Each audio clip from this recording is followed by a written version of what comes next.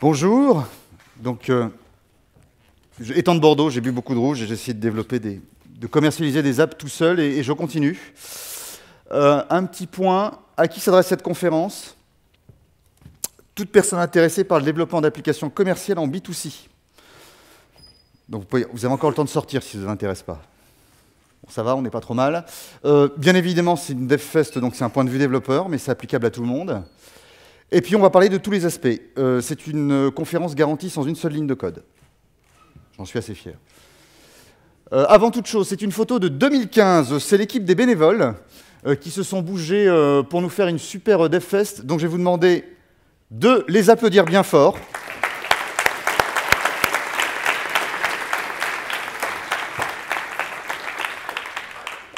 Merci pour eux. Et je vais vous faire un petit trailer de quoi on va parler. Alors, on va parler d'une aventure, c'est du développement, de la commercialisation d'app. On va parler de succès, d'échecs, d'effets waouh, de marketing, d'argent. Mais avant un préambule. Alors, ce n'est pas une masterclass. Je ne suis pas milliardaire, je n'ai pas 25 ans d'expérience dans la commercialisation d'app. C'est un REX, un retour d'expérience sur ce que j'ai essayé de faire dans la commercialisation d'app, et puis partager ça avec vous, parce que je suis sûr que vous avez eu au moins l'idée un jour de développer une application. Alors, qui me parle? Enfin, qui vous parle? Donc, ce personnage, c'est moi-même. J'ai 40 ans. Alors, maintenant, on est 40 ans, on est jeune jusqu'à 45 ans, donc ça va. Je suis ingénieur en informatique à l'ENSER Mathmeca, la plus belle école d'ingénieurs du monde. Je suis en mode one-man startup, c'est-à-dire que c'est moi qui fais tout sur mes applications. Ce qui me permet de vous faire un REX sur tous les aspects d'une application. Et puis, je suis très fan de rouge, d'Amboire et puis du Liverpool Football Club. On est premier en première ligue et j'espère que ça va durer. Et je viens de la plus belle ville du monde, Bordeaux. Voilà, on vient vous expliquer comment ça marche la vie. C'est pas aussi agréable que le faire à Toulouse, mais c'est sympathique quand même. Ayant 40 ans, j'ai une petite expérience. J'ai travaillé notamment pour des clients comme Thales et Cdiscount.com en tant que développeur et chef de projet. Et actuellement, depuis 2013, donc, je suis dans le cabinet numérique. Je suis indépendant et j'ai 2 activités. Alors, on me voit dans la ligne du bas, on est 17 professionnels numériques à Bordeaux et on conseille des entreprises dans leurs projets innovants. Et j'ai une autre activité, c'est celle de développer des apps. J'en ai fait 4 pour l'instant et on va en parler. Alors, on va parler du mythe du dev indé qui devient riche. Est-ce que vous connaissez cette application? Ouais. Donc, le gars, à un moment, gagnait 50 000 $ par jour. C'est l'histoire classique qu'on entend de temps en temps du gars qui développe son application dans son coin, et puis le public s'en empare, et puis il devient hyper riche. Donc, voilà. Vous voyez, mais vraiment, il y avait des tweets, je les avais mis au début, mais ça prend un peu de temps, mais il avait mis les tweets. Un matin, il s'était décidé à développer 2-3 jeux, et il l'a mis sur le Play Store Apple, et puis ça cartonnait. Le public s'en emparait. Il y a rapidement eu des gens qui ont dit « Ah, c'est hyper bien ton truc ». Des gens qui ont retweeté, mis sur Facebook, ainsi de suite. Puis il est devenu riche et célèbre. Au point que ça en est devenu gênant. À un moment, il a arrêté de publier l'app. Carrément. Parce que c'était... il y avait trop de choses à gérer. Donc, ce que c'est devenu dans l'imaginaire commun. Je peux bricoler une appli dans mon coin. Le public va s'en emparer. Et je vais devenir riche et célèbre.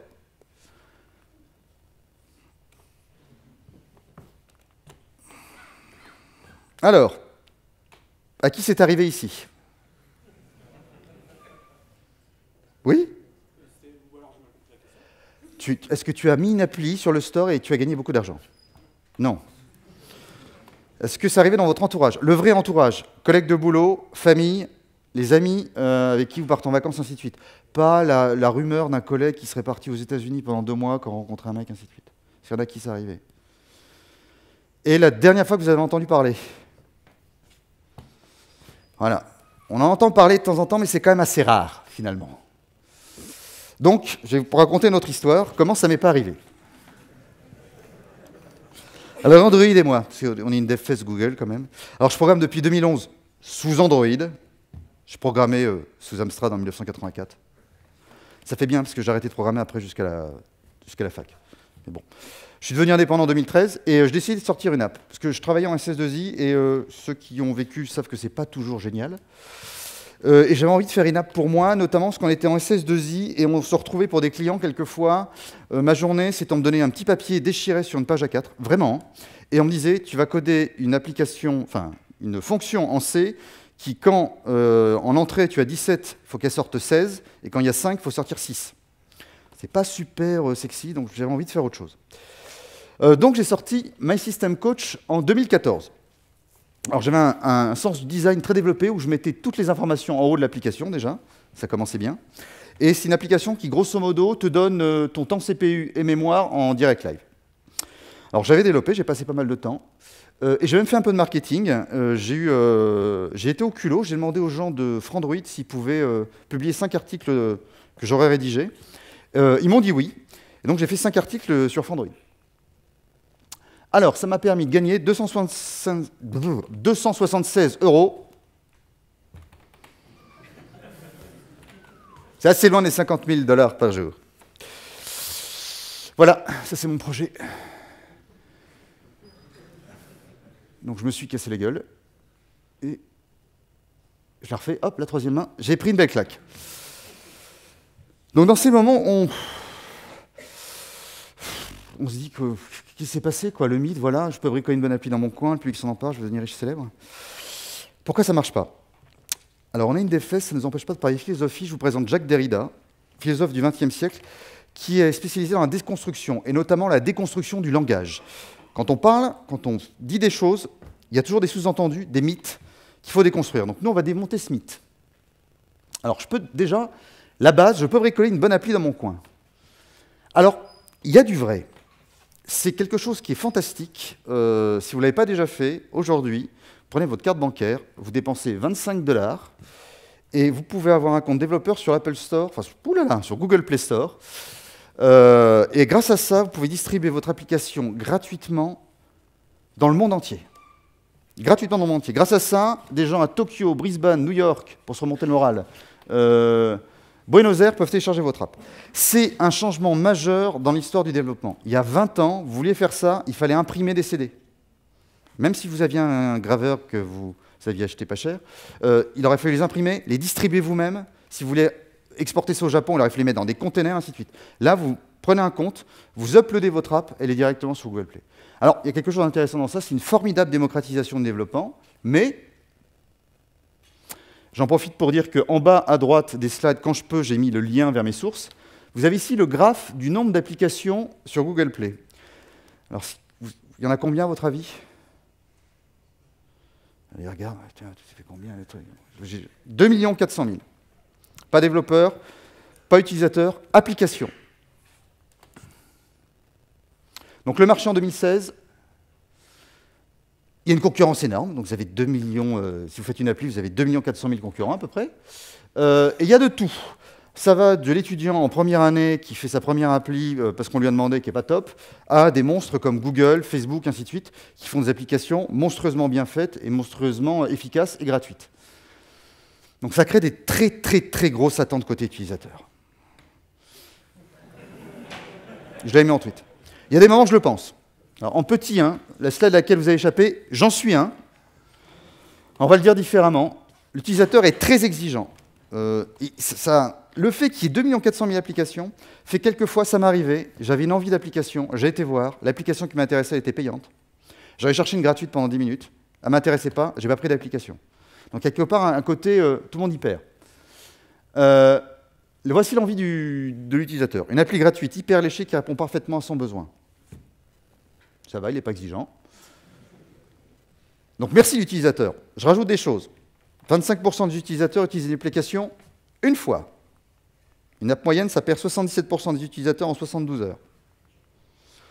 Et ça fait toujours plaisir. 5% des utilisateurs ont payé pour Monument de Vallée sur Android. Ça veut dire qu'il y en a 95% qui piratent. Anecdote, j'avais fait un test de mon application qui était payante auprès de copains. Elle était à 2 €. Donc je leur ai dit, bah, écoute, tu la payes pour voir si ça marche bien, et puis moi je te rembourserai, quoi. Puis il y en a un qui m'a dit, ah non, c'est pas la peine, je l'ai piraté. Un copain, à moi, 2 euros. Réfléchissez aussi au fait que on est tous capables de mettre 300 euros, voire 700 euros dans un téléphone, mais une application à 1,99 €, on trouve ça hyper cher. Donc, il y a aussi donc, cette notion du public qui va s'en emparer dans le mythe. C'est à peu près... Alors, les gifs sont pas... Voilà, là, c'est un fan qui était en backstage avec Metallica. Et voilà, il y a un des cofondateurs, c'est pas Lars Ulrich, qui lui offre la guitare et qui lui fait le petit autographe en prime. Ça, c'est pour dire que, voilà, il y a un côté chance énorme. Ça arrive que les gens de Metallica offrent leur guitare en backstage. Mais ça n'arrive pas tous les jours à tout le monde. Donc le facteur chance est énorme, et tous les gens qui en parlent disent de toute façon il y a le facteur chance. Donc l'utilisateur est très exigeant, et il ne va pas s'en emparer. Donc le côté il va s'en emparer, non. En général, il ne s'en empare pas. Donc je ne vais pas devenir riche et célèbre. On est plutôt dans les 276 € en tout. Alors maintenant qu'on a dit ça, qu'est-ce que je fais? Est-ce que je me barre? Est-ce que je pars en courant? Ou est-ce que je m'accroche? J'ai décidé de m'accrocher. Donc j'ai fait 3 autres applis, Activity Report, Feed+, et Kilometer, qui est ça fait 1 mois qu'elle doit sortir dans 1 semaine en version alpha. Et ça fait 1 an qu'elle devait sortir le mois prochain, enfin bref. Et j'ai participé à des Google Developer Launchpad. Alors c'est un système qu'a fait Google. Ils ne le font plus malheureusement actuellement, mais ils en ont fait 3 en France. J'en ai participé à un à Bordeaux en tant que start-up, un à Paris et un à Toulouse en tant que mentor. C'est pendant 5 jours. On accompagne des startups sur des mentors les accompagnent sur différents points. Et ça, plus les collaborations avec mes collègues du collectif Quinconce, m'ont permis d'avoir quelques pistes à vous poser. Alors, je vous laisse le temps de le lire. À mon avis, c'est la piste actuelle. Alors, ce n'est pas une masterclass, je ne suis pas sûr que ça marche. Les choses évoluent vite. Le Play Store a 8 ans, c'est un marché qui est très récent, mais c'est ma réflexion du moment. Une application qui atteint et répond superbement aux attentes d'assez d'utilisateurs dans le temps pour devenir rentable. Alors, Monsieur Derrida va nous aider un petit peu. On peut le décomposer en 3 points. Une app qui répond superbement aux attentes de l'utilisateur, une app qui atteint les utilisateurs, et une app qui retient assez d'utilisateurs dans le temps pour devenir rentable. Parce que je rappelle que le but du jeu, quand même, c'est pas forcément de devenir milliardaire, mais gagner de l'argent. L'utilisateur est central. Regardez, littéralement, il est au milieu de tout ça. Et quand on le prend, à chaque fois, je parle de l'utilisateur, à chaque fois. Quelque part, on est dans le mode le client est roi 2.0. Là, tout ce dont je vous parle, c'est quelque chose, c'est du bon sens, mais en mode 2.0. Donc on va parler du X. User Experience. Qui ne connaît pas l'UX? Qui connaît? D'accord. Donc on va aller assez vite.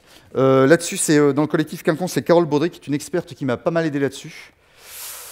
Alors l'exemple type que vous pouvez ressortir quand vous piquerez mes slides, à gauche, interface utilisateur produit. Autre exemple, le ketchup. Quand on pense à l'utilisation, et ben voilà, on le met à l'envers parce que comme ça marche mieux. Autre exemple, si vous regardez votre badge, si il est comme ça, quand vous l'ouvrez, il est imprimé de telle façon que vous pouvez le lire à l'endroit comme ça. Ça, c'est l'UX. Bravo l'organisation. Alors, ça regroupe tout. Ne vous inquiétez pas, je ne vais pas tout détailler. Mais c'est pour dire vraiment, quand on pense développement, il faut penser à l'UX parce que tout est lié. Je l'ai mis rapidement, c'est une expérience temporelle. Je n'ai pas trouvé un meilleur terme, mais l'UX, non seulement ça regroupe tout, mais c'est aussi dans le temps. Une application, ça se découvre sur le Play Store ou par le marketing. On l'utilise une première fois, ce qui n'est pas la même chose quand on l'utilise la première fois que les autres.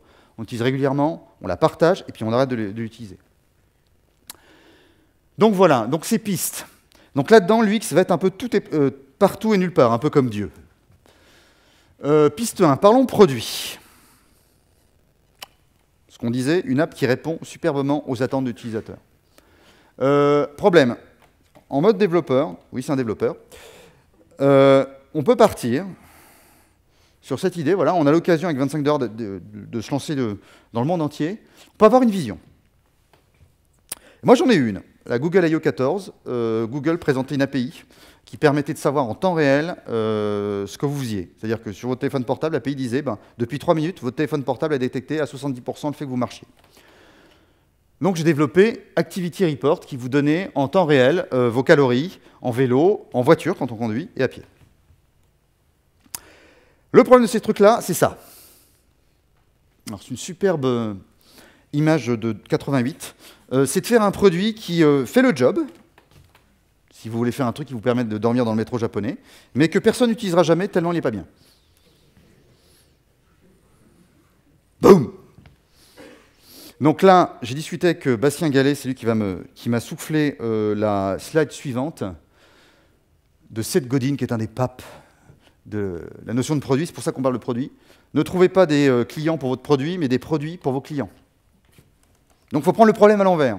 Et ça, c'est pas intuitif du tout, surtout quand on est développeur, qu'on a tendance à bricoler un truc dans son coin, puis ça prend forme, puis au bout d'un moment, on se dit, je vais peut-être le mettre sur Google Play. Donc pour s'intéresser au produit, il faut s'intéresser à l'utilisateur. Pour Activity Report, je vais au Launchpad en 2015 à Bordeaux, et je me retrouve face à un mentor produit. Il me pose une question, c'est à quel utilisateur s'adresse Activity Report? Moi, détendu, à tout le monde. Il me dit, tout le monde? Oui. Même les mamies qui n'ont pas de téléphone portable? Non. Même les gens qui font du sport à fond les manettes? Ah non, maintenant que tu me dis, c'est pas les gens qui font du sport à fond les manettes, plutôt les gens qui n'en font pas trop. Bon, alors déjà, je commence à pas faire le malin, et il me dit, quel problème d'utilisateur? Et là,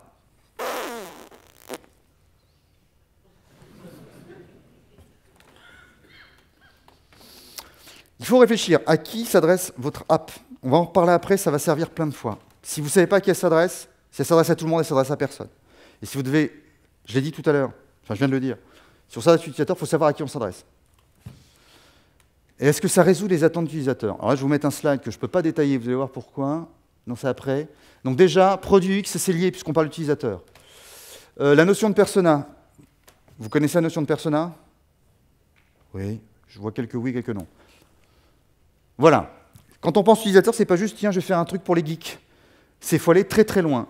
C'est extensio.com que j'ai découvert quand j'ai préparé les choses. Ça vous permet de faire ce genre de choses. Et on parle de tout. Il y a l'âge, le métier, s'il est marié ou pas, c'est ce qu'il aime, ses motivations, ce qu'il veut faire, ses buts, sa bio, la technologie, les marques qu'il aime, ainsi de suite. Plus c'est précis, mieux c'est. Point supplémentaire, si votre persona c'est vous, c'est encore mieux. Oui, c'est moi. C'est très difficile de faire un produit pour un utilisateur qu'on ne connaît pas bien. On peut, hein, mais ça va vous compliquer la vie, et je vais vous dire qu'il y a déjà pas mal de travail, donc essayez, ça peut être une piste, de commencer sur des problèmes qui vous parlent à vous-même. L'utilisateur, il a des attentes. Au Launchpad, il parlait de problèmes, mais c'est plus des attentes. Il y en a plein. Ça peut être je veux m'amuser. Ça peut être je veux de l'espoir, par exemple si je suis aux États-Unis en ce moment. Ou la nostalgie, réduire l'anxiété. Je n'ai pas pensé le dire comme ça, mais voilà. Il y en a plein. Et ça, si vous réduisez, s'il n'y a aucune attente, que votre appli sert à aucune attente, on va se retrouver avec des problèmes. Hein. Vous n'arriverez pas, et ça j'en parlerai après, vous allez vous retrouver avec le problème du casque, ce que je vous ai montré tout à l'heure, la bonne femme dans le métro. Ou tout ce qui est concours Lépine. Alors, il y a quelques produits intéressants concours Lépine qui sont sortis, mais si vous regardez, ils sont tous très bien, mais ça n'intéresse personne, en général. Alors, une app qui répond superbement aux attentes de l'utilisateur. Là, je vous parle de l'effet waouh. Le but du jeu, c'est que votre utilisateur il fasse cette tête devant votre application. Un des bons exemples de l'effet waouh, c'est quand Google est sorti. Il y a eu un effet waouh par rapport à tous les moteurs de recherche. Google, c'était simple, clair, net, efficace. C'était le meilleur moteur de recherche. Ça les a beaucoup aidés. Il n'y a rien de mieux pour se démarquer de la concurrence. Vu que vous en avez 2 400 000 de concurrence, c'est bien de se mettre quelques pions dans la manche. Maintenant qu'on a dit ça, c'est facile, mais comment on fait? Alors, ce n'est pas un sprint, c'est un marathon. Ça aussi, ce n'est pas très intuitif. Au début, on se dit, je vais faire une app, je vais la sortir, ça marche, tant mieux, ça ne marche pas, tant pis, j'en fais une autre, je passe à autre chose, je rentre dans une SS2I. Non, ça ne marche pas comme ça. Les gens au Launchpad, et ils sont inspirés de ce que dit Sam Altman, qui est un des papes des startups et qui travaille à Y Combinator. Ils disent même, tant que vous n'avez pas trouvé un effet wow chez vos utilisateurs, vous ne faites rien d'autre. Pas de marketing, vous n'essayez même pas de la vendre. Tant que vous n'avez pas un effet wow monstrueux, vous ne passez pas à autre chose. Je ne suis pas tout à fait d'accord avec eux, mais c'est pour vous dire l'importance du sujet. Parce que les gens attendent notamment une appli gratuite hyper léchée. Et en plus, il faut que votre application, ça marche dans le temps. Ce que je dis en UX. Il faut que dès qu'ils découvrent, il y a un effet waouh. Quand ils utilisent la première fois, il y a un effet waouh. Quand ils utilisent régulièrement, il y a un effet waouh. Quand ils partagent, il y a un effet waouh. Et résultat, jamais il y a de fin d'utilisation. Là-dessus, il y a une méthode qui s'appelle Lean Startup, qui prend 5 heures à expliquer, donc je vais aller vite. L'idée, c'est quand même ça. On construit quelque chose rapidement, donc les méthodes DevOps, ainsi de suite, peuvent être utiles. On mesure, genre ça intéresse personne, votre casque que vous mettez dans le métro japonais. Vous apprenez, vous refaites une chose, ainsi de suite. Alors, si on regarde mon application kilomètre-heure, qui vous donne littéralement le gras que vous perdez selon vos activités, j'ai perdu 7 grammes de gras aujourd'hui, ça fait 2 cuillères à soupe à peu près, j'ai mis un moment, alors je suis tombé dans le piège, j'ai mis un moment à faire ce prototype, donc je suis assez fier, c'est joli tout ça, mais il y a des gens qui conseillent d'aller beaucoup plus loin dans le prototypage en faisant ce genre de choses. Alors il faut que je regarde vos têtes. J'ai pas eu le temps, je vous expliquerai après. Ça, ce genre de prototype, ça prend 5 minutes. Vous sortez de chez vous, 45 secondes, vous montrez ça à des gens, et vous avez fait votre premier cycle. Donc ça vous permet quelquefois, alors si personne ne s'intéresse, c'est pas la peine de faire un prototype pendant 5 ans chez vous, hyper léché, ça ne marche pas. Donc voilà, ça vous permet déjà de faire une première itération. Alors, il faut faire attention à un truc, c'est que l'utilisateur, il ne sait pas ce qu'il veut. C'est un truc qui n'est pas non plus très intuitif. Et il faut donc surveiller ses actions plutôt que ses dires. Attention, le Google Form, souvent on se dit, ouais, alors moi pour demander aux utilisateurs ce qu'ils en pensent de mon appli, je vais faire un Google Form. Non! Google Form, les gens vont tous vous dire qu'ils veulent cette magnifique voiture électrique. Il ne faut pas faire comme ça. Il faut plutôt utiliser des outils comme Firebase ou Fabric pour suivre ce qu'ils font. Vraiment. C'est des outils puissants et ça permet de savoir vraiment ce qu'ils font sur l'appli.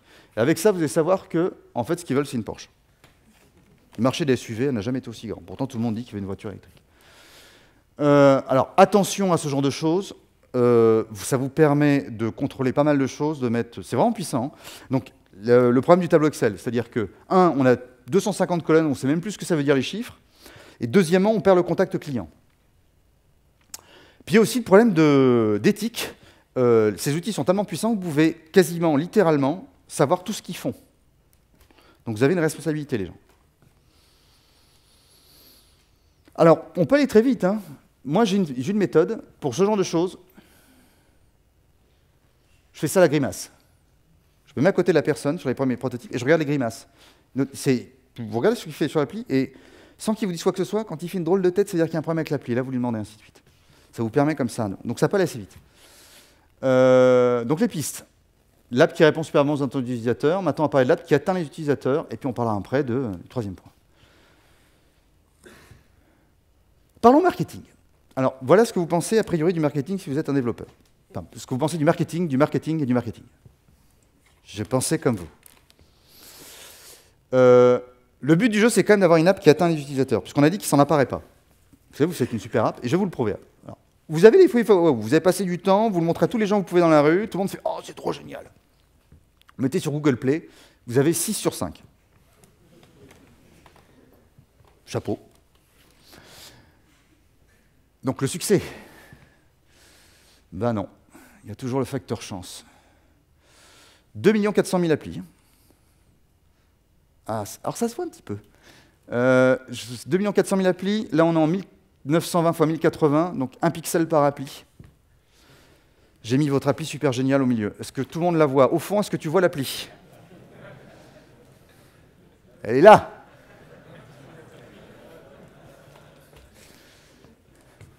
Donc comment on fait? Alors le but du jeu, c'est de faire des trucs comme ça. Allez, viens voir mon appli. C'est ça le marketing. My System Coach. Vous avez parlé, mon appli, tout ça. Android.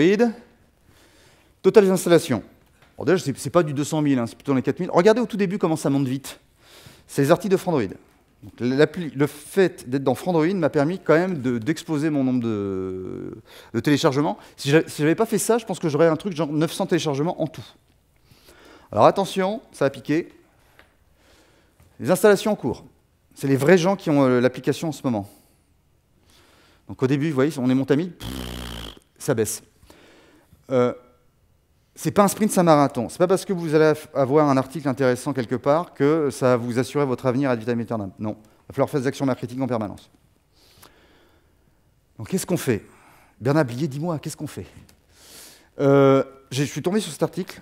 Le lien est là, il est hyper intéressant. Ça parle normalement du monde de la musique, où ils disent qu'en ce moment, dans le monde de la musique, un des gros problèmes, c'est que c'est mou. Il ne se passe rien. Quand tu regardes la Nouvelle Star, c'est toujours des gens, ouais, j'ai fait une chanson qui parle de mes problèmes. C'est pas très intéressant. Et ils disent, il faut être clivant, il faut être impactant, il faut faire quelque chose qui parle aux gens. Les Rolling Stones, c'est du rock en boîte. Il ne faut pas hésiter à faire des trucs quand on voit le bois, quoi. Donc moi, j'avais fait Fit+, qui était une appli qui vous donnait beaucoup plus de stats que Google Fit. Donc c'est de la stat. Je ne peux pas dire que c'est hyper sexy. J'ai essayé de faire des trucs, mais je me suis dit, avec ça, je n'ai pas arrivé à ressortir sur le market, donc je vais plutôt faire un truc, kilomètre, qui vous donne le gras. Donc je vais essayer, je ne sais pas si ça va marcher, hein, mais au moins je vais essayer d'être clivant, que ça parle tout de suite aux gens. Pas qu'ils disent, oh, une appli de stats en plus, mais tiens, une appli qui donne du gras. C'est nouveau, ça me plaît pas, mais il se passe quelque chose. Donc, déjà, grâce à ça, vous pouvez avancer au niveau marketing, peut-être être déjà plus visible. Et alors, le marketing, c'est pas tellement bullshit. Il y a des gens qui disent que le marketing, ça peut vous donner une âme à votre produit. Alors là, on a été vite là-dessus, mais allez lire les articles, réfléchissez à ça, finalement, ça peut être utile. Bon, alors après, quand vous êtes visible, c'est quand même bien de rajouter des choses.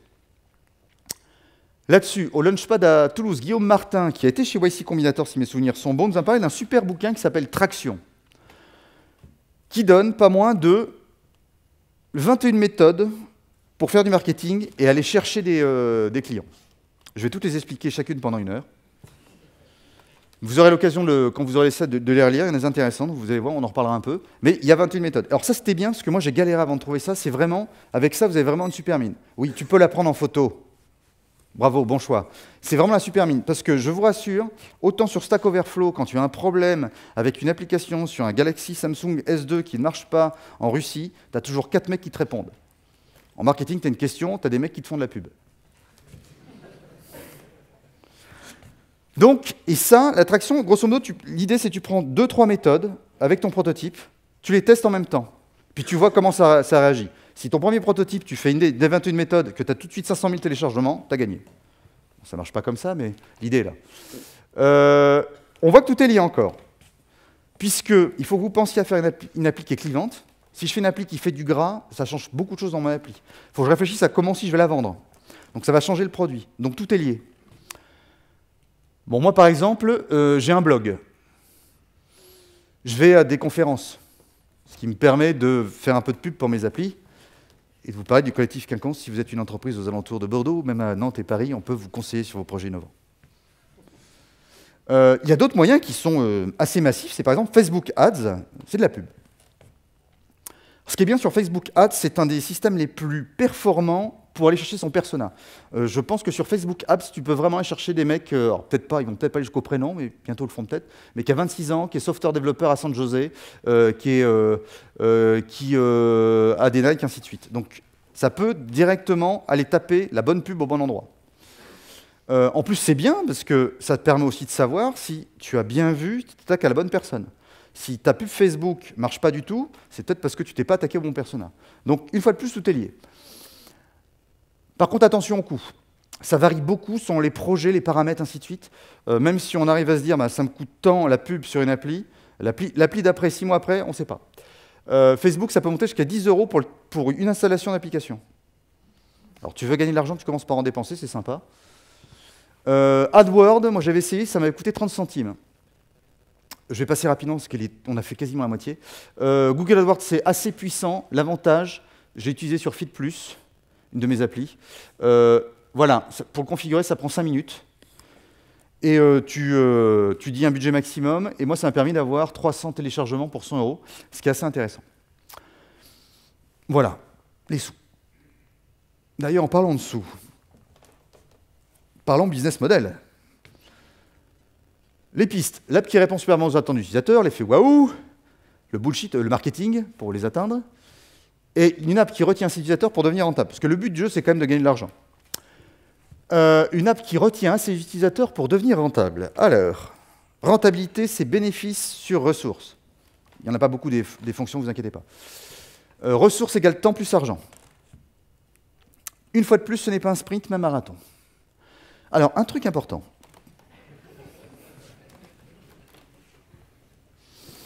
Tu quittes ta SS2I en 2013, je dis ça comme ça au hasard, tu es assuré d'avoir 70% de ton salaire pendant environ 2 ans. Sachant que ça va prendre du temps, c'est bien de savoir ça, que pendant 2 ans, tu vas te consacrer à ton projet. Autre point, j'ai une subvention de la région Aquitaine-Limousin, Poitou-Charentes, où est la caméra, merci, de 24 000 € pour développer mes applis. Et puis après, il y a des gens, les VC, les ventures capitalistes qui sont là pour vous aider. Est-ce qu'il y a un venture capitaliste ici? Bon, désolé pour la caricature quand même. Mais là, eux, ils mettent de l'argent pour en gagner à côté. C'est d'ailleurs intéressant sur le modèle américain et français. Hein. Vous remarquez quand même que quelquefois, il y a des gens qui disent on paye trop d'impôts, ainsi de suite. Ben, les impôts, ça sert aussi à permettre au développement d'applications. On ne sait pas à quel point les startups françaises doivent à Pôle emploi. Je pense que ça n'a pas été mesuré, mais c'est énorme. Beaucoup plus que ces messieurs. Au Launchpad de Toulouse, Guillaume Cercan d'Equito, si je ne me trompe pas, nous a fait un point intéressant aussi sur la durée de vie de votre startup. Vous savez, on lit souvent telle startup elle vit 10 millions, c'est génial, ainsi de suite. Non, ce n'est pas une bonne nouvelle en soi. Ça veut dire qu'ils ont un peu plus de temps pour devenir rentables. Alors c'est mieux s'il n'avait rien, parce qu'il faut qu'il s'arrête. Ce n'est pas une bonne nouvelle en soi. Donc c'est une petite parenthèse pour dire que les choses sont assez complexes. Bon, maintenant qu'on a parlé des sous, les bénéfices. Les sous-sous dans la popoche. Fit Plus, j'ai eu la bonne idée de faire un truc qui s'appelle de la pub. En bas. Je n'ai même pas mis en tout. Voilà. Donc la pub, ça n'a pas marché. Alors si on réfléchit, si on veut gagner 2 000 € net par mois, grosso merdo, il faut faire 4 000 € de chiffre d'affaires par mois. C'est juste pour avoir une idée. C'est 50 000 € par an. Pour avoir les sommes en tête. Alors comment on fait ça? Alors, encore plus qu'ailleurs, ce qui est vrai aujourd'hui est vrai aujourd'hui. Vraiment. La barre que j'avais fait au début, en 2011, 12, 13, tout le monde disait que c'était la méthode la plus simple pour gagner de l'argent quand tu es développeur. Maintenant, tout le monde dit, ne faites pas ça, vous gagnerez 46 centimes. Ce qui marche aujourd'hui, la pub, mais pas n'importe laquelle, et le freemium.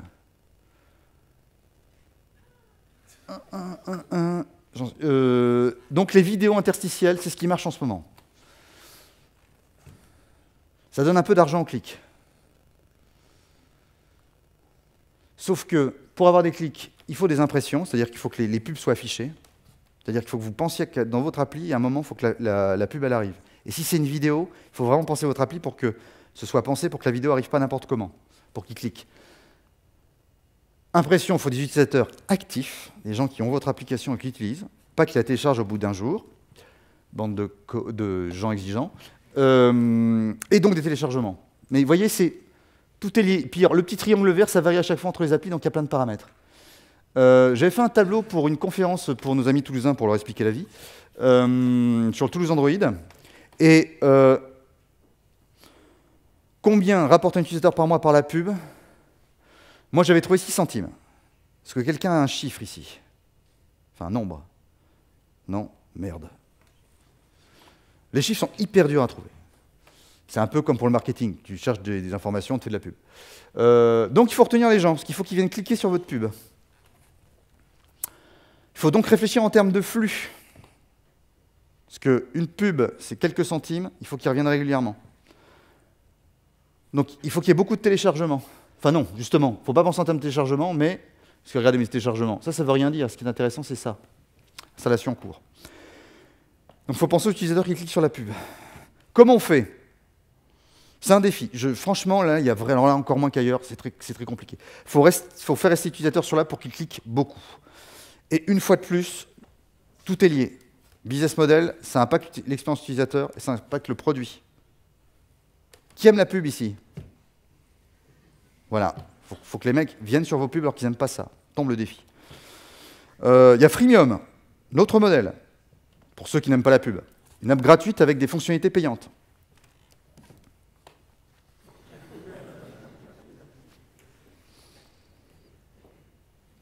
Il faut que vous trouviez des... Alors là, c'est au niveau X, j'ai passé du temps, et je ne suis pas la solution encore pour ma prochaine app, mais qui est en freemium. Il faut que vous ayez des fonctionnalités gratuites pour attirer l'utilisateur, l'effet waouh, 6 sur 5 sur Google Play, le marketing, tout ça. Et après, des fonctionnalités payantes pour assurer la rentabilité. Là, on est quasiment en opposition entre expérience utilisateur et business model. Donc on résume. Attention au facteur chance. Il y en aura toujours. Pour essayer de se simplifier la vie, il y a ça. Tout est lié. Vraiment. Tout est lié. Ça marche dans le temps. Vous allez faire une première expérience avec un business model, ainsi de suite. Vous apercevoir que ça ne marche pas, recommencez. Quelquefois, vous changez d'app. Quelque part, je vous parle de Feed+, enfin je vous ai parlé de Activity Report, Feed+, et Kilomètre. Quelque part, c'est la même app. J'ai tout changé. C'est pas un sprint, c'est un marathon. Vraiment, fatigant. En parlant de marathon, on va quand même parler, parce qu'on est entre nous. Le marathon du dev. Alors, quelques points. Tout est lié, bien évidemment. Déjà on vous a parlé à l'école des effets de bord en développement. Pensez aux effets de bord en développement, sur le reste du développement, qui va impacter le business model, qui va impacter le marketing, qui va impacter le produit, l'UX. Donc, il faut faire attention. Donc, faites simple, vraiment. Techno-process qu'on maîtrise. Ce n'est pas le moment d'utiliser la nouvelle techno hyper sexy qu'on a vue au DevFest pour son projet qui va vous rendre milliardaire. Faites ça le week-end. Il faut aussi essayer d'être efficace en mode commando. Une idée, vous partez sur un persona, une attente, pas 30, une fonctionnalité, un outil marketing, un business model. C'est 1 million de fois plus facile à dire qu'à faire, mais essayez d'avoir ça en objectif. Faites simple, essayez de faire qu'une chose à la fois, pour essayer d'être efficace, bien mesuré et bien progresser. Et ça vous permettra, parce qu'il faut se rappeler que toujours, le client est roi 2.0. Si vous ne pensez pas à l'utilisateur, vous n'y arriverez pas. Par exemple, en TDD, Test Driven Development, le jeu de test, c'est l'ensemble des mock-ups. C'est le jeu de test que vous devez respecter la première fois et après itérer là-dessus, c'est des mock-ups qui plaisent à l'utilisateur. En debug, l'apparition à l'écran décide de la priorité. Plus ça apparaît tôt à l'écran, c'est-à-dire s'il y a un truc qui est dans l'intro, c'est la priorité ultime pour le debug. Parce que si le mec, dès qu'il arrive, il y a un énorme bug qui lui saute à la tête, c'est pas la peine, il va partir tout de suite, vous allez perdre de l'argent. Si, à un moment, il y a un test unitaire sur le fond du serveur qui fait qu'éventuellement, c'est gênant, c'est pas prioritaire du tout. Sur le codage, quick and dirty. Il y a des chances que ce que vous faites, ça ne soit pas réutilisé après. Donc ce n'est pas le moment de se faire une super librairie de la mort qui pourra être réutilisée plus tard. Faites quick and dirty. Alors quick and dirty, ça dépend de votre façon de travailler. Il y en a, ils sont très design pattern. Si c'est votre façon qui est la plus efficace, faites-le. Si c'est d'utiliser des librairies GitHub, allez-y. Mais faites un truc qui, pour vous, vous êtes le plus efficace. Où en le moins de temps possible, vous avez un résultat sympa pour l'utilisateur à l'écran. Et après, chaque fois qu'on passe, on nettoie. On enlève le code mort, les bugs, ainsi de suite. Tout cela étant dit, une espèce de conclusion. C'est une super belle aventure, mine de rien. Vraiment. Bon, alors je ne suis pas milliardaire. C'est une pastèque, je crois. Mais j'ai vraiment pris du plaisir, je me suis vraiment éclaté. Vraiment, vraiment. Non, vraiment. Le simple fait, je vous rappelle, quand j'étais en SS2I, le petit papier, quand la fonction il rentre 16, il faut qu'il ressorte 15. Là, j'ai mon appli à moi. C'est moi qui ai choisi la couleur, ça bouge sous mes petits doigts, ainsi de suite. Les petits bugs, c'est moi qui les ai faits. Enfin bon, bref. Non, mais il y a vraiment du plaisir de créer quelque chose, ainsi de suite. Et même de temps en temps, je vais revoir ma landing page, qui est toute bête, parce que je la trouve sympa, parce que le plaisir du travail bien fait de développeur. Et c'est votre projet à vous. J'ai appris 1 million de choses. Pas à l'art de la stratégie militaire, mais j'ai appris 1 million de choses. Ça, déjà. Moi, au début, le marketing, c'est bullshit. L'UX, je ne savais pas ce que c'était. L'UX, en 2015, quand on était au Launchpad, les gens de Google nous disent il y aura des mentors UX. Alors les gars de Google disent vous en avez abordé des mentors UX? Ouais. On a fini le hangout avec eux. Et on s'est tous regardés. C'est ce que c'est l'UX, toi? Non. Et toi? Non. Ainsi de suite. Et ça, personne ne vous le dira hein, dans la bande. Hein. On était une dizaine, personne ne le dira maintenant. Mais on a appris l'UX. Et donc, c'est hyper important. Autre point, les personas. Ça peut vous servir. Vous pouvez vous amuser à faire le persona de votre client SS2I. Quelles sont ses attentes, ses objectifs, ainsi de suite. Comment le satisfaire, à part venir le samedi après-midi. Ça peut vous servir dans plein de domaines. Même si j'ai parlé d'applications B2C, donc business to customer, donc pas en B2B, et donc, même si vous voulez faire quelque chose qui n'est pas dans ce domaine-là, et à la limite, même si vous ne voulez pas faire une application, mais un projet, on enlève le côté, par exemple, business model. Marketing UX et produit, c'est intéressant. Le marketing, c'est donner une âme à votre produit pour qu'il soit plus efficace pour l'utilisateur. Et même dans une application qui est une application humanitaire, le marketing vous aidera à toucher plus facilement votre public. Donc, ça peut être utile. Autre point, je ne sais pas si vous connaissez ce pays. D'accord, vous ne connaissez pas, c'est pas grave. Moi j'aime bien. Surtout vers là en bas. Bon, bref. En France, quand on est développeur, il y a un mythe du développeur, surtout en France. Hein. C'est le mythe de la tour d'ivoire. Dans beaucoup de pays, j'ai lu des articles sur les États-Unis, c'est comme ça, le développeur est dans sa tour d'ivoire au loin. Les autres vont pas le voir parce que c'est celui qui a la magie, qui fait le code. J'ai discuté avec des gens sur les startups où les mecs discutaient de plein de choses, de marketing, du X, puis ils disaient bah, à la fin on trouvera un stagiaire et puis il nous codera tout ça, quoi. Et donc il y a une espèce de mythe comme ça, et en plus c'est vrai qu'en France c'est un petit peu quand même, ouais ils vont faire ça, et puis quand tu leur parles du X, enfin ils peuvent pas faire du X non plus hein, les développeurs, parce que c'est un peu les geeks dans leur tour d'ivoire. Et ça, voilà, nous on sait faire la magie du code. J'ai pas mis Matrix parce que ça fait un peu truc. Alors, quelle est floue cette photo. Là, je vous mets des cuisiniers. Alors qu'en France, on a cette idée du technicien qui va faire la technique et que ça, on a une autre culture du technicien qui n'est pas la même, qui est celle du cuisinier. En France, le cuisinier, à un moment, on lui dit pas « Dis donc, Coco, c'est pas toi qui décides ce qu'on met au menu. Dis donc, Coco, c'est pas toi qui décides comment ça marche le resto. » C'est le cuisinier qui crée son resto et qui, autour de ça, va chercher des publicitaires, des marketeurs, des gens. Donc on a une culture en France de l'excellence, de la technique qui permet d'aller plus loin. Et ça, on peut le faire en tant que développeur. Par exemple, je vous ai parlé des outils de marketing. Il y a les événements. Aller dans un salon, sponsoriser un événement, faire une conférence. Vous faites du marketing actuellement. Et vous faites de l'UX. Les gens qui... l'UX, vous connaissez ça, cette chose qu'on lit à l'envers, les gens le connaissent.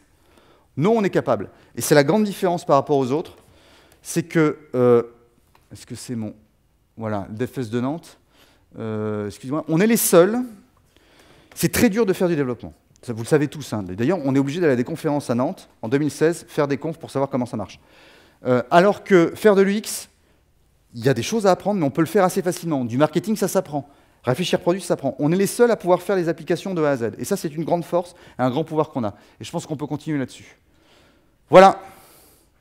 J'ai 8 minutes d'avance.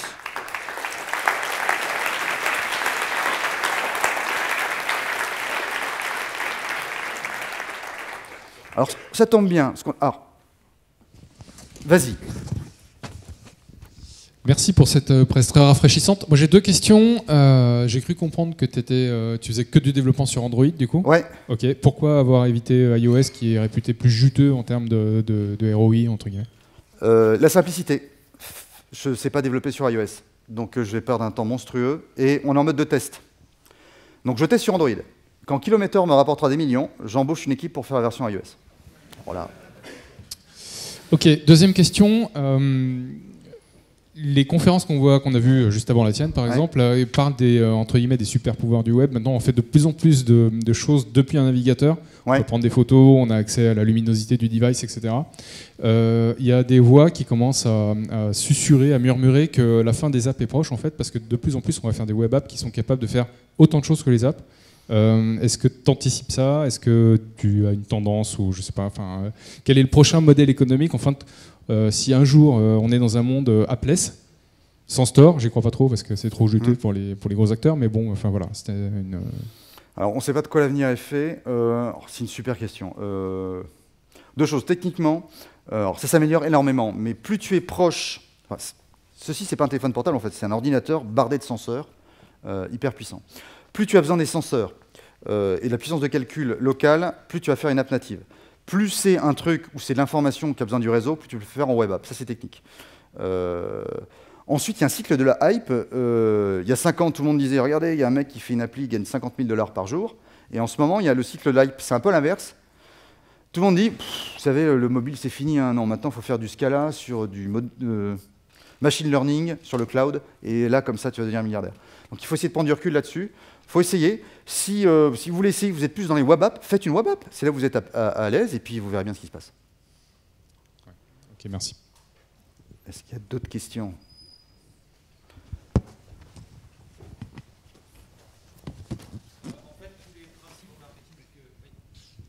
Tous les principes marketing qui sont donnés, c'est valable pour tout et pas uniquement pour les apps.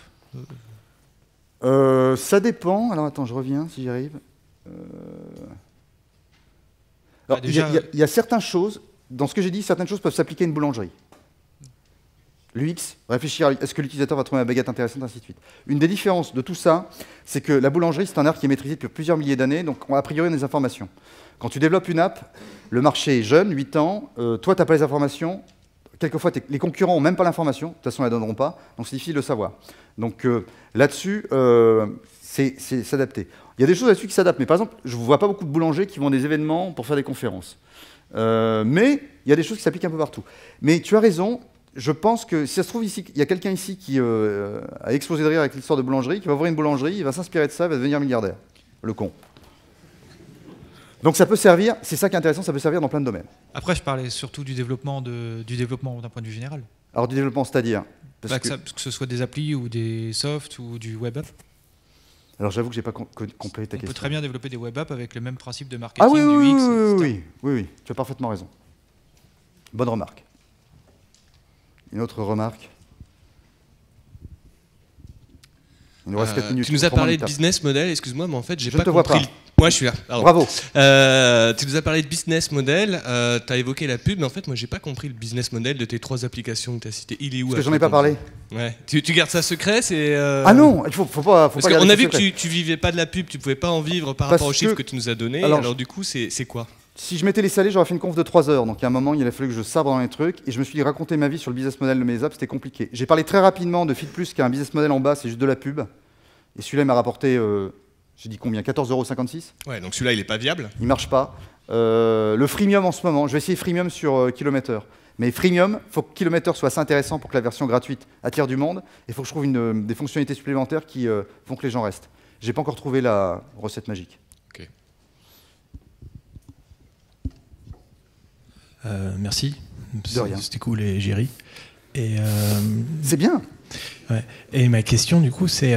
bon, moi, j'aime pas du tout le concept de persona. Je trouve ça complètement cheaté. Mais pourquoi... D'accord, on va régler ça dehors au catch. Ouais, bien.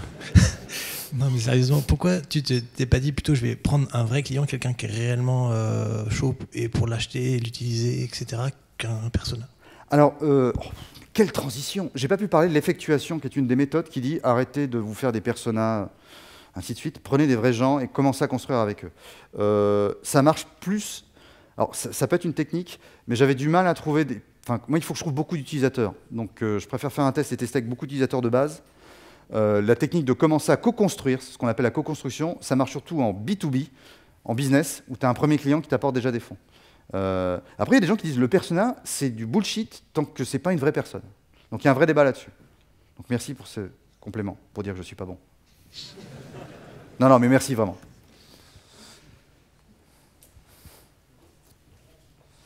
Après, il y a des choses, le persona, moi ça fait 1 an que j'en entends parler, il y a des débats, dans 5 ans tout le monde dira que c'est nul, dans 10 ans que c'était génial, chacun fait sa sauce. Une fois de plus, hein, c'est pas, je vous dis pas, faites un persona, vous n'y arriverez pas. C'est mon point de vue. Et vous avez parfaitement raison de ne pas en faire si vous pensez que ce n'est pas une bonne idée. Mais testez devant des gens. Ou je vous tape. C'est pour que tout le monde entier sur YouTube connaisse ta question. Concrètement, parce que ça fait maintenant plus de 2 ans que tu fais ça, donc tu as pu tes 70% de Pôle emploi. Tu as envie en fait ou pas? De Pôle emploi? Non, mais mon activité chez Collectif Quinconce d'indépendant me permet de vivre de ça. Après, c'est un autre débat sur le fait de pouvoir se consacrer à plein temps. Moi, ma problématique du moment, c'est que je fais du consulting et qu'il faut que j'arrive à me dégager des jours pour développer mon application. Et on peut tomber dans le piège du side, à force de faire du franglais, on est perdu. L'activité secondaire qui prend tout le temps. Donc il y a une vraie question de viabilité en fait. Oui. Mais après, j'ai quand même des choses à montrer à des conférences, par exemple, pour revendre. Ça me sert dans mon activité sur le Collectif Quinconce. Parce que quand j'échange avec mes clients, moi je suis le médecin généraliste de la bande. J'ai touché à tout, alors que les copains sont plutôt des chirurgiens et ainsi de suite. Donc c'est intéressant dans mes échanges avec mes clients. Et inversement, les échanges avec les clients sont intéressants.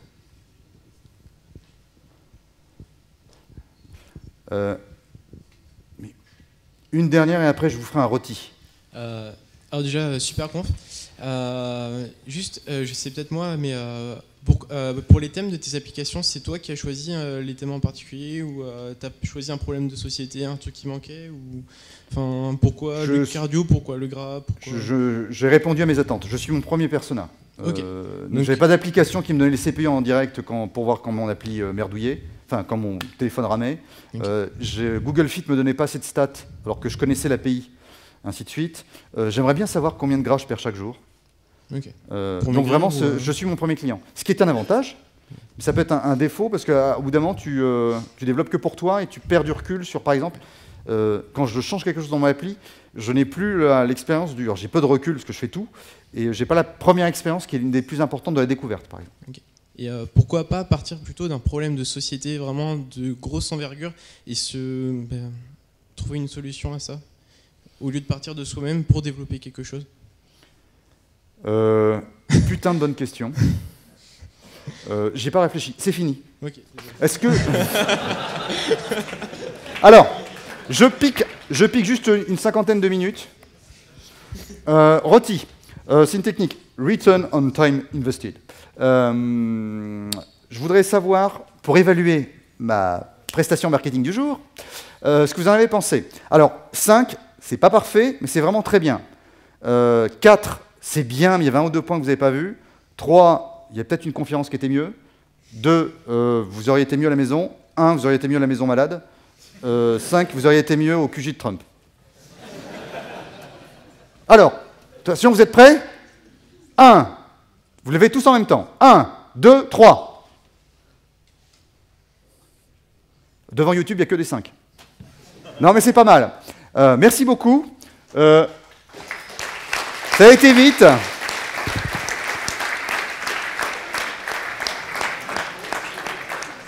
J'ai oublié de les amener. J'ai 2 bonnes bouteilles de rouge de Bordeaux à trinquer, à partager avec vous ce soir à partir de 18h pour évoquer les problèmes de société, les personas qui ne sont pas bien, ainsi de suite. Merci beaucoup.